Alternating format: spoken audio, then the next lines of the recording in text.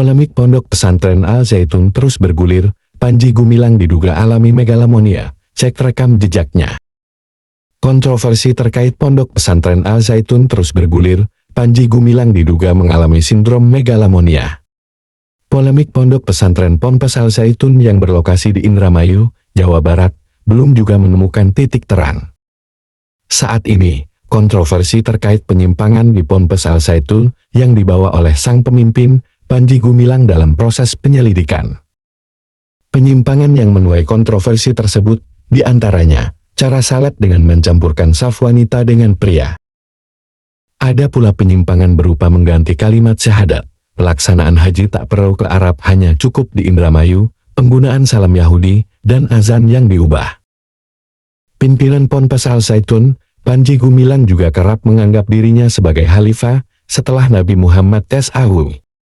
Panji diduga mengalami sindrom megalomania.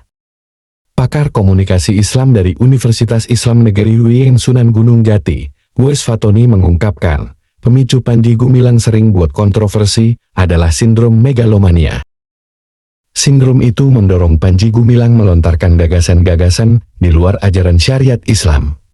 Tujuannya, agar Panji Gumilang dinilai hebat oleh jemaahnya. Diketahui, Panji Gumilang sangat diagungkan hingga dipanggil Syekh oleh jemaahnya. Seperti nasihat Panji Gumilang mengalami sindrom megalomania dengan merasa bahwa dirinya besar, sehingga memberikan gagasan-gagasan yang ingin menunjukkan bahwa pemikirannya hebat, kata Wes, dikutip dari Kompas.com pada Sabtu 17 Juni 2023. Apalagi sebagai pemimpin dan figur sentral Ponpes, Wes menjelaskan nasihat Panji Gumilang tak bisa dipertanyakan ulang atau dibantah oleh para santrinya.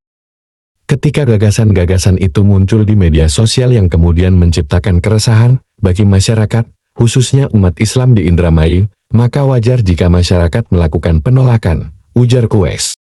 Sebab, ketika isu tentang pesantren Al Zaitun itu bukan sekadar masalah pesantrennya, tetapi juga menjadi masalah bagi umat Islam yang ada di lingkungan sekitarnya, sambungnya.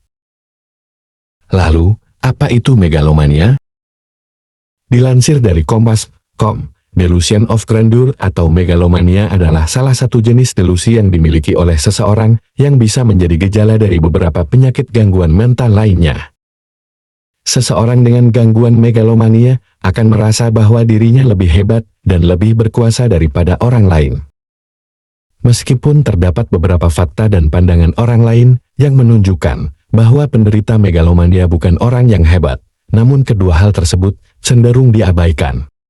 Ada beberapa gejala megalomania yang kerap muncul, antara lain, menganggap dirinya selalu benar, selalu berusaha untuk membuat orang lain percaya kepada dirinya, cenderung menghindar atau marah ketika anggapan orang lain berbeda dengan dirinya, menganggap dirinya hebat meskipun sudah terdapat fakta-fakta yang membuktikan sebaliknya.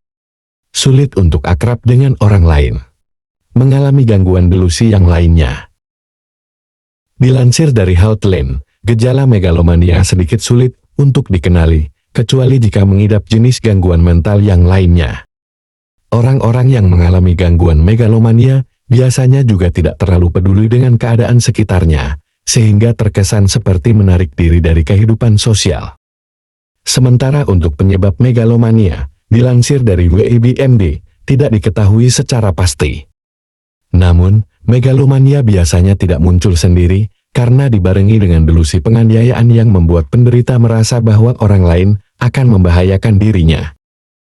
Meskipun penyebabnya tidak diketahui secara pasti, ada beberapa faktor yang akan memicu terjadinya megalomania, di antaranya stres, penggunaan obat-obatan terlarang. Terdapat riwayat gangguan mental di dalam keluarga. Ketidakseimbangan senyawa kimia di dalam otak.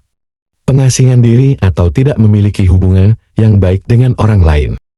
Setelah mengenal apa itu megalomania, gejala, serta penyebabnya, melakukan tindakan pencegahan sangat direkomendasikan. Ketika masalah kesehatan mental ini tidak ditangani dengan baik, megalomania bisa memicu gangguan delusi lainnya, seperti kepribadian ganda atau bipolar dan skizofrenia. Rekam jejak pimpinan Ponpes Al Zaitun Panji Gumilang.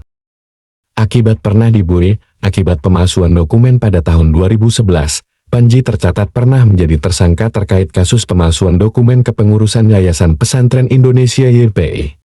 Dia kemudian dinyatakan bersalah dan melanggar pasal 266 Ju pasal 55 ayat 1 KUHP.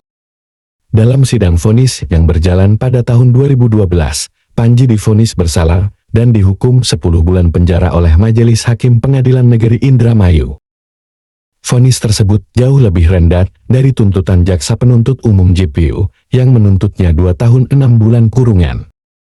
Dia kemudian dijebloskan ke dalam penjara pada tahun 2015 berdasarkan putusan kasasi dari Mahkamah Agung.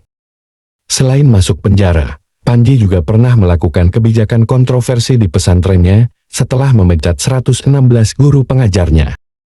Setelah pemecatan itu, para guru tersebut bahkan tidak diizinkan lagi masuk ke kawasan pesantren, meski hanya untuk meminta klarifikasi.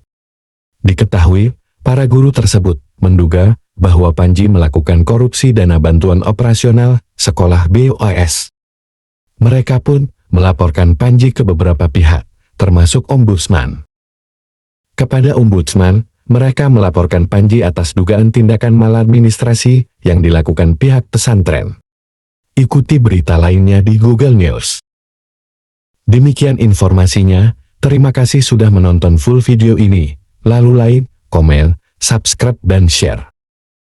Ikuti info selanjutnya dengan berlangganan. Caranya klik tulisan gabung lalu, secara otomatis akan dapat perhatian khusus dari kami. Terima kasih, sehat selalu teman-teman, dan seluruh keluarga di rumah.